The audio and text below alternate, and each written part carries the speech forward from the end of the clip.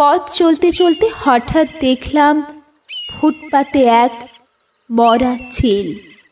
চমকে উঠলাম ওর করুণ বিভৎস মূর্তি দেখে। অনেক উঁচু থেকে যে এই পৃথিবীটাকে দেখেছে, লুণ্ঠনের অবাধ উপনিবেশ, যার সেন দৃষ্টিতে কেবল ছিল তীব্র লোভ আর ছো মারা দস্যু প্রবৃত্তি, তাকে দেখলাম ফুটপাতে মুখ গুঁজে পড়ে। গম্বুজ শিখরে বাস করত এই চিল, নিজেকে জাহির করত সুতীক্ষ্ণ চিৎকারে। হালকা হাওয়ায় ডানা মেলে দিত আকাশের নীলে। অনেককে ছাড়িয়ে একক, পৃথিবী থেকে অনেক অনেক উঁচুতে।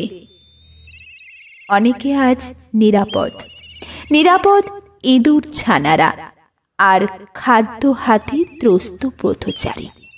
নিরাপদ কারণ আজ সে মৃত। আজ আর কেউ নেই ছো মারার।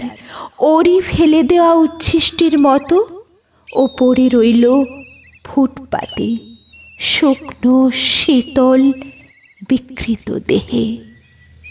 হাতে যাদের ছিল প্রাণ ধারণের খাদ্য, বুকের কাছে সযত্নে চেপে ধরা, আজ তারা এগিয়ে গেল নির্ভয়ে, নিষ্ঠুর বিদ্রূপের মতো পেছনে ফেলে আকাশচ্যুত এক উদ্ধত চিলকে।